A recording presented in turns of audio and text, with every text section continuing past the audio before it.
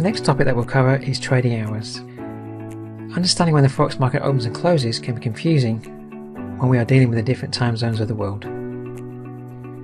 So to try and avoid confusion, I will give you the opening and closing times in London GMT. Every week the Forex market opens each Sunday at 10 PM GMT and closes each Friday at 10 PM GMT. In between these times, it is a seamless 24-hour market.